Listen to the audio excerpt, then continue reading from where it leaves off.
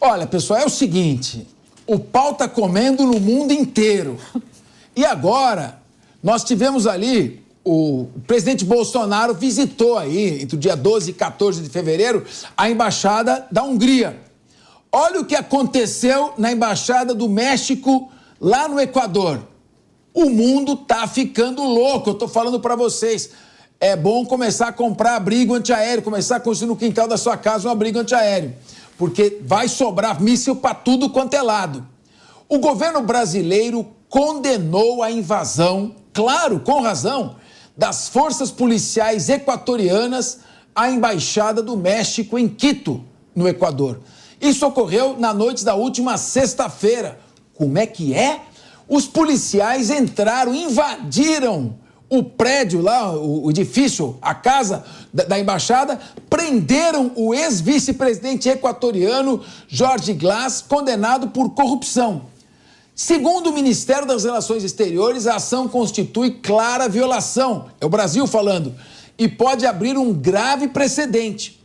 Alguns líderes se pronunciaram, por enquanto, no Twitter, que é o X, né, atual, Nicolás Maduro e Gustavo Petro, e condenaram a ação das forças policiais do Equador. Após a invasão, o México anunciou o rompimento das relações diplomáticas com o governo equatoriano. O presidente mexicano Andrés Manuel López Obrador afirmou que a ação foi uma violação flagrante do direito internacional e da soberania do país. Ricardo Rous, a que ponto chegamos? Até um ditador marxista-socialista como esse Nicolás Maduro criticou a decisão. O Equador tá louco? Olha, se ele tá louco, eu não sei, mas que a decisão foi muito equivocada, foi muito equivocada. Invadiu o território mexicano, que a embaixada mexicana em Quito é território mexicano, e pegou um cidadão lá dentro. Fez mal, na minha opinião, o governo equatoriano, não sei que fim que isso vai levar, mas já as repercussões internacionais já são muitas de diversos países, inclusive do Brasil, condenando as ações, e o México automaticamente já rompeu relações com o Equador. Vamos acompanhar para ver as cenas dos próximos capítulos, mas realmente o mundo está virando de ponta cabeça. Professor Acácio Miranda, o mundo mudou depois de 11 de setembro de 2001. Os Estados Unidos invadiram o Iraque sem autorização da ONU. A Rússia ingressou na Ucrânia depois da OTAN ter expandido até quase as suas fronteiras. E agora o Equador invade uma embaixada mexicana em seu país. Qual é o perigo que isso representa para a humanidade nessa escalada de violações do direito internacional? Capês, essa sua afirmação que o mundo mudou depois do 11 de setembro tem até nome e inúmeros estudos. É chamada de desglobalização. Nós vivemos na década de 90 o fenômeno da globalização, onde as fronteiras do mundo caíram, e a gente tem acompanhado nos últimos tempos um movimento contrário.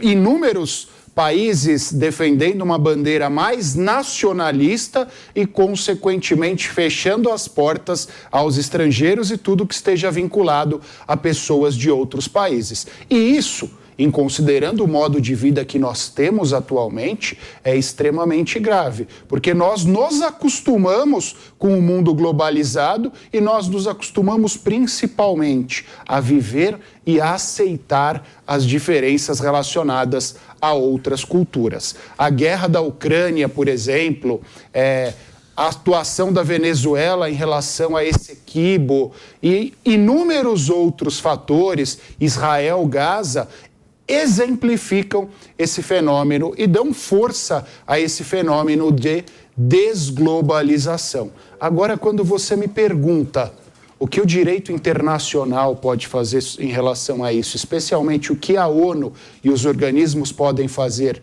em relação a isso, eu confesso a você que nem eu, nem eles têm essa resposta, porque os organismos internacionais hoje estão reféns e fragilizados diante de toda essa situação. Acácio, existe a possibilidade do Equador argumentar frente à ONU que a embaixada deu abrigo a um criminoso comum, não a um perseguido político. E aí o que acontece? Vamos lá, Deise. É um argumento que, a rigor, não tem força. Nós falávamos ontem aqui, eu e o Guilherme e outros colegas no Tá na Roda, inclusive. O fundador do Wikileaks, que eu não lembro o nome dele...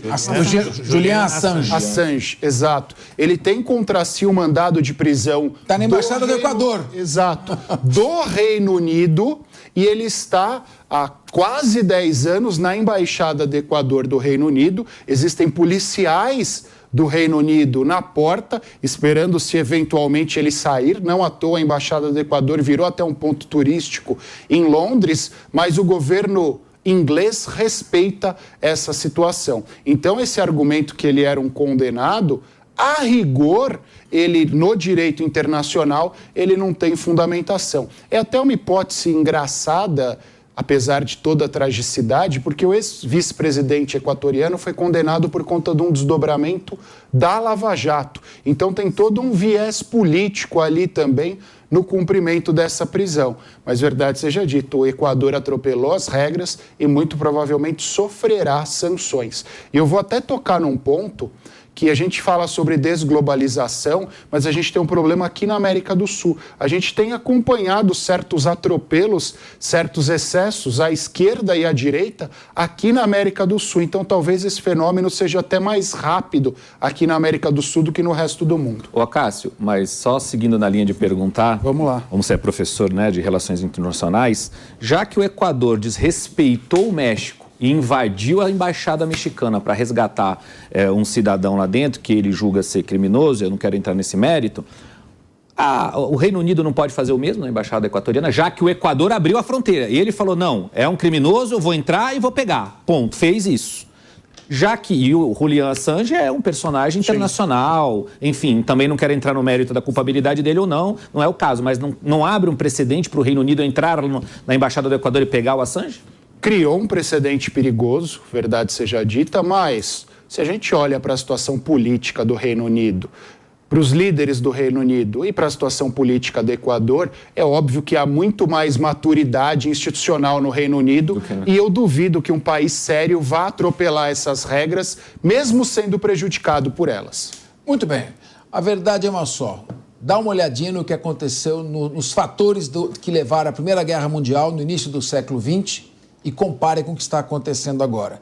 Não quero ser alarmista, mas estou avisando e estou alertando. A gente está caminhando por uma catástrofe mundial.